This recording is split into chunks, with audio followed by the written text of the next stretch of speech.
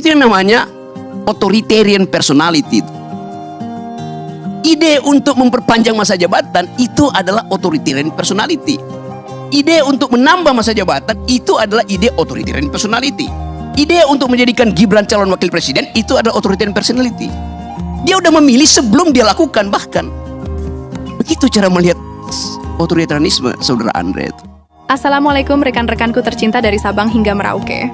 Di sini Mimin menyajikan sebuah perdebatan intelektual dari Rocky Gerung, di mana Bung Rocky mematahkan argumen lawan dengan elegan. Oh ya, Mimin bukan bermaksud merendahkan lawan debatnya Bung Rocky ya guys. Di sini Mimin hanya ingin rekan-rekan melihat cara beliau bernalar dengan debatnya. Siapa tahu rekan-rekan bisa ambil hikmahnya dan jangan mudah baper ya.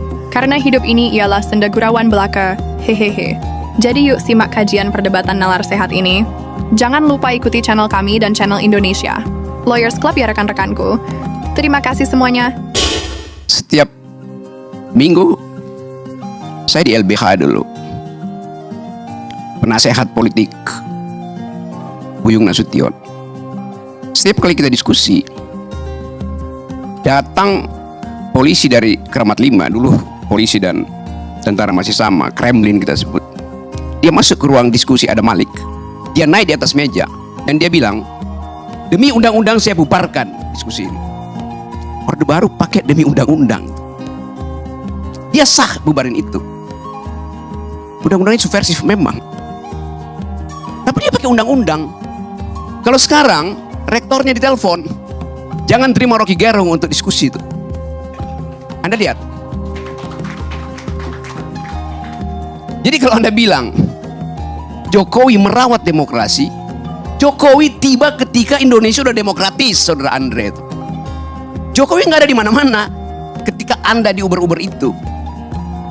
Jadi bagaimana mungkin Anda bilang Jokowi sedang merawat demokrasi? Dia memberantakkan demokrasi, itu intinya. Coba, ada pepatah bilang begini, we choose joys and sorrow long before we experience them. Kita memilih kegembiraan atau kesusahan jauh sebelum kita mengalaminya. Kalimat itu, Anda tahu kalimat itu siapa yang ucapkan? Yang ucapkan itu adalah Gibran, yang nama depannya Kahlil.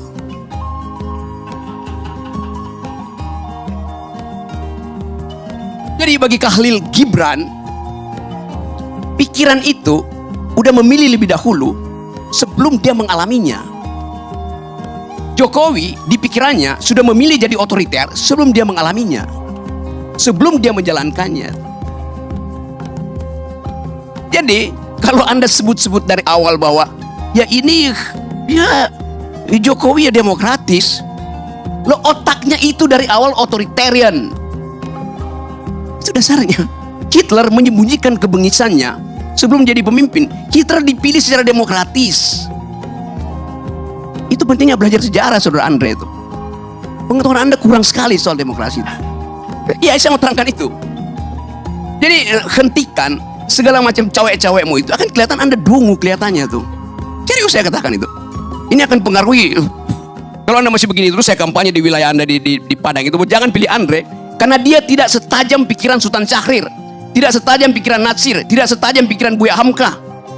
Itu masalahnya. Saya lanjut sedikit ya. Ya tapi you nggak ngerti itu isi demokrasi itu. Itu soalnya. Oke. Coba kita lanjut sedikit. Memang Indonesia nggak ada dinasti, karena semuanya dipilih. Oh iya, dinasti itu darahnya biru. Yang sekarang bukan dinasti, karena darahnya kotor. Kotoran itu ada di pikiran Pak Jokowi dari awal. Semua yang kita pernah bayangkan itu akhirnya ditemukan faktual oleh majalah Tempo. Semua yang kita janjikan sebagai perubahan dibatalkan oleh gerakan mahasiswa yang dengan satu kalimat, kami muak. Anda mau uji dengan apa prinsip kami muak itu? Jadi ini bagian di mana bangsa ini, kalau kita sebut apa sebetulnya yang terjadi, this is the beginning of the end. awal dari berakhirnya. Tapi Anda katakan Jokowi masih elektabilitasnya tinggi, Jokowi masih likability-nya 80%. Ya sama kayak Lilin. Lilin itu sebelum dia mati dia menyala terang itu. Lalu peng mati tuh. Itu poinnya tuh. Jadi saya bukan mau uji, saya mau beritahu bahwa kalau kita sembunyikan soal-soal yang tadi etik itu, kita masuk dalam tukar tambah. Machiavelli bilang begini, kebusukan kekuasaan bukan pada penggunaan fisik kekuasaan, tapi pada pengkhianatan itu, pada penipuan. Itu semua soft powernya Jokowi. Jokowi nggak datang seperti Soeharto bilang I'll cover you, gua gebuk lu. Enggak. Dengan senyap dia lakukan pengkhianatan pada Ibu Mega, pengkhianatan pada bangsa ini, pengkhianatan pada emak-emak. Apa kurang kejamnya Jokowi? Dia bikin IKN, dia jual nggak laku ke Cina, dia jual ke Amerika nggak laku, dia jual ke Mesir nggak laku, dia jual ke Malaysia nggak laku, dia jual ke Singapura nggak laku. Lalu akhirnya dia paksa oligarki itu untuk nyumbang di depan. Kurang cukup. Dia suruh APBN pindahkan 20, 30, 40% ke IKN. Pada saat yang sama, seorang pria berkeluarga di Kupang, tempat Parera, 2 hari lalu, merobek perutnya karena nggak bisa beli beras. Pengisan siapa dengan Pak Harto? Tidak pernah ada di zaman Soeharto orang bunuh diri karena nggak bisa makan. Padahal orang ini setiap bulan di Kupang itu nunggu di pintu gerbang desa untuk dapat BLT. Dan itu ilmunya Jokowi, membujuk orang supaya tidak produktif, supaya tidak pinter. Bagian besar mereka yang nunggu BLT itu adalah pemilih yang tidak tamat kelas 7. Bagaimana mungkin kita bicara hal-hal yang normatif, etik pada pemilih yang 80% dari pemilih Indonesia itu tidak tamat kelas 7, artinya tidak tamat SMP. Mereka menunggu serangan fajar, mereka menunggu BLT. Itu bengis namanya. Zaman Pak Harto kurang ajar. Dia suruh konglomerat eksploitasi sumber daya. Berapa persen yang balik ke negara? 35%. Zaman SBY berapa persen yang balik ke negara? 27%. Zaman Jokowi berapa persen yang balik ke negara? 6%. Itu bengis namanya tuh. Hak saya untuk dapat keadilan, hak mama untuk dapat nutrisi supaya anak-anaknya punya masa depan, tidak mengalami stunting, dibatalkan oleh Jokowi melalui proyek-proyek infrastruktur yang gak ada gunanya tuh. Tadi saya baca di koran, Gubernur DKI bilang begini, ASN kalau Anda malas, saya kirim ke IKN.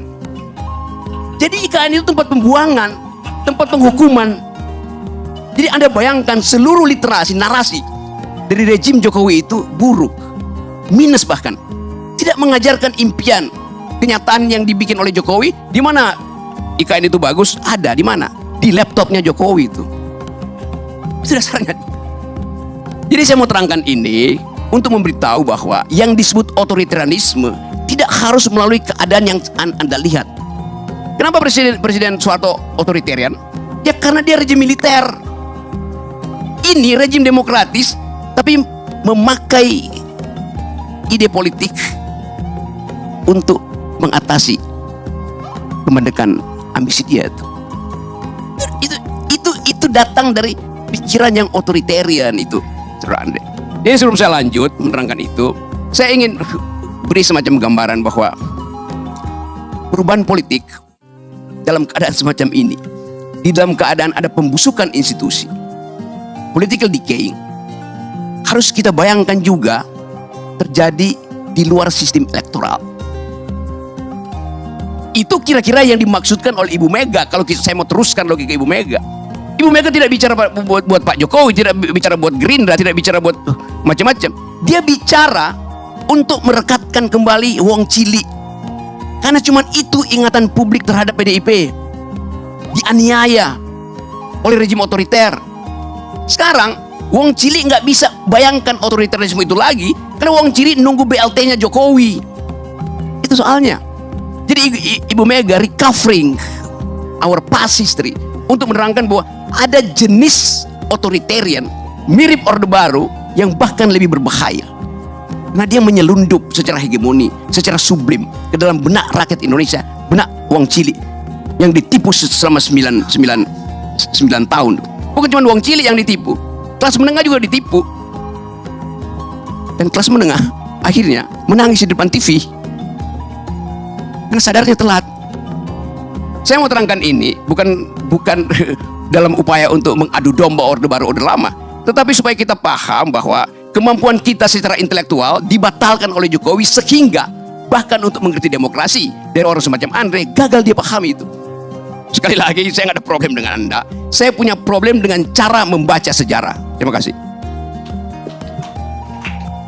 Pak Ardi, boleh saya tanggapi 30 detik aja. Baik. Saya memang, Bang Rocky, ya, tidak setajam Muhammad Nasir, Muhammad Yamin, Buya Hamka yang abang sebutkan tokoh-tokoh besar Sumatera Barat. Betul. Tapi bang, saya pertanggungjawabkan jabatan saya sebagai anggota DPR. Gak bisa begitu. Sebentar bang. Standar kita adalah Nasir, Hatta, Syahrir. Kalau dari bawah Sebentar, itu Bang. ada pergi dari Sebentar. demokrasi itu. Satu hal yang saya pertanggungjawabkan. Apa yang Anda pertanggungjawabkan? Sebentar. Kalau Anda udah dibilang, Abang bicara. saya Anda nggak- bilang Anda di bawah standar pendiri republik. Ya. Ngapain Anda ada di sini coba? Sebentar. Tapi satu hal yang bisa saya pertanggungjawabkan dunia akhirat, Pak. Ini bukan soal dunia Sebentar. akhirat, ini soal Nah, ide ini republik, ide demokrasi. Abang maunya didengar saja. Tidak, Tapi tidak Anda mau sendiri mendengar. udah mengaku Anda di bawah Sebentar. standar. Ngapain Anda bicara lagi? Saya nggak dengar orang di bawah standar. Saya ingin menyampaikan, ini hak saya bicara. Tolong hormati dong perbedaan pendapat. Bukan Anda Ya, dari tadi. saya ingin sampaikan satu hal. Apa yang Anda mau Saya sampaikan? pertanggungjawabkan jabatan saya, kinerja saya boleh diadu sama anggota DPR dari seluruh Sumatera Barat. Kinerja saya baik di DPR maupun membangun kampung saya di hubungannya Sumatera apa? Barat. Anda Nah, mesti sebentar. gini. Ya, kan Cara tadi dibilang dungu, saya akan berkampanye di Sumatera Barat. Silakan abang berkampanye di Sumatera. Saya bertanggung jawab sebentar, Gini, Pak. saya terangkan cara demokrasi. gimana. Kagak, yang lain gak usah. Belajar dong. Standar kita itu bukan anggota belajar DPR demokrasi. di Sumatera Barat. Standar kita adalah pemimpin-pemimpin republik yang datang dari Sumatera Barat. Itu standarmu. Mas Anda rendahkan standarmu sendiri? Ya, Astaga. Sebentar, Pak. Saya menghormati founding father saya. Ya, tentu. Founding fathersmu tidak mau dihormati oleh orang dungu. Ya, itu haknya abang bicara seperti itu. Tapi hak saya juga bicara. Saya bisa pertanggungjawabkan dunia akhirat kinerja saya membangun Sumatera Barat maupun kinerja saya Baik. di DPR bisa diadu oleh 13 anggota DPR RI yang lain asal Sumatera Barat. Baik. Saya siap diadu Baik. kinerjanya. Ini artinya dia mau apple to apple antara apel sehat yaitu pendiri bangsa ini dan apel busuk yang dia pegang sekarang. Baik. Ngelantur, ngebacot. Tapi faktanya kerja-kerja saya jauh bermanfaat untuk kepentingan bangsa dan negara. Dan saya menyelamatkan ratusan triliun aset negara.